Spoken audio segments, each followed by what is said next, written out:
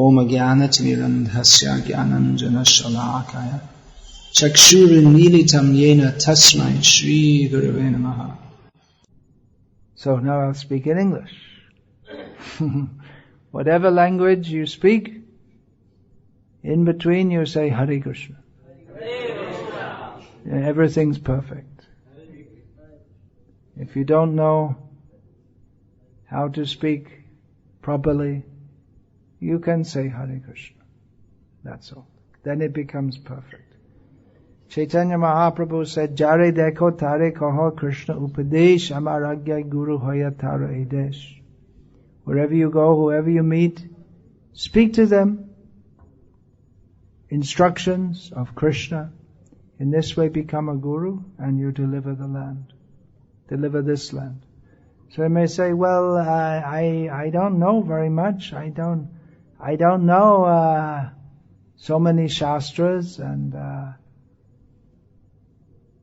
I can't even speak any language properly. There are some people like that. Just like in Malaysia, I know some people when I was staying in Malaysia, that because there are at least 4 main languages in Malaysia. That means Bahasa Malaysia and Tamil and Chinese and English, and there are other people. There are also people speaking Malayalam and Telugu and Hindi, all kinds of languages there in a small country. So some people I know, they grow up, they know little bit of English, little bit of Malay, little bit of Tamil, but they don't know any language very well. So I may say, I don't know any language very well. But it is not required.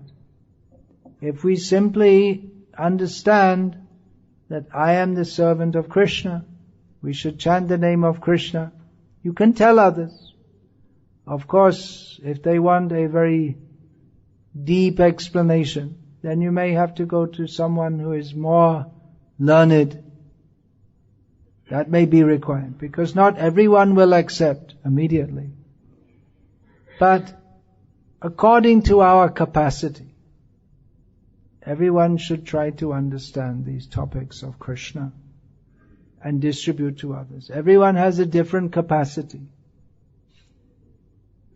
There was one Prabhupada who went all over the world and spread Krishna consciousness. In the history of India, Ramanujacharya is very famous. Now his 1000th birth anniversary is coming up. So not everyone can be like Ramanuja in the power of preaching. He's understood to be non-different from Ananta Shesha, which means he's always glorifying the Lord with many mouths. So not everyone can be like that, but everyone can serve according to their capacity. Of course, we shouldn't think that, well, I don't have much capacity, so I won't do much. We shouldn't think like that. We should do our best according to our capacity.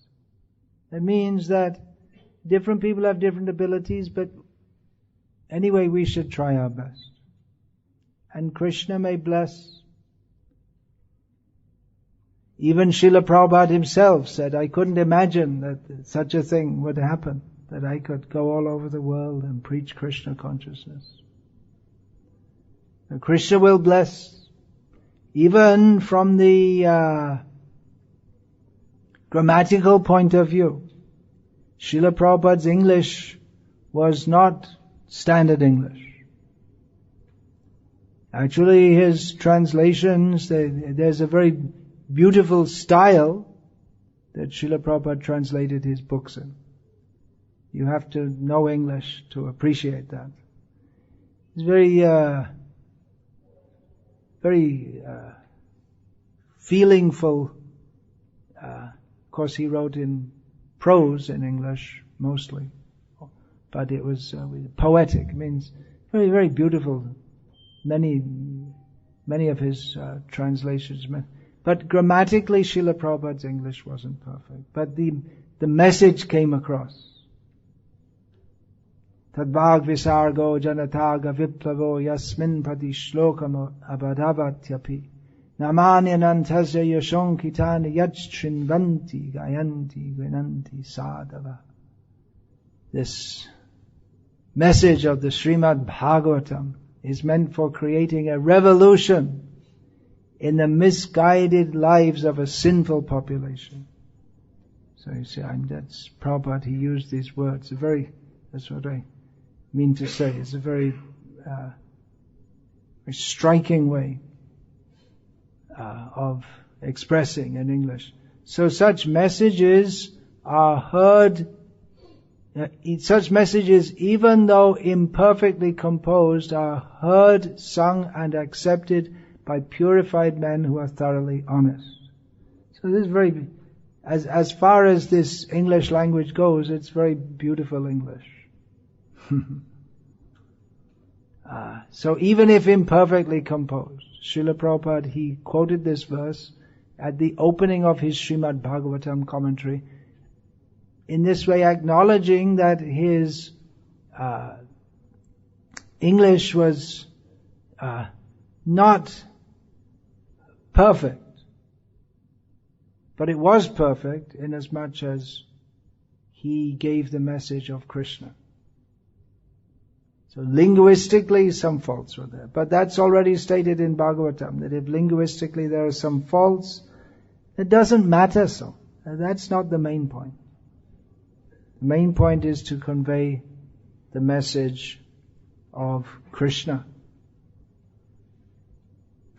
So we should all do that. Shravan, Kirtan, we should hear nicely, then we can chant nicely. Srila Prabhupada said that I am able to preach Krishna consciousness very well now because I listened very carefully.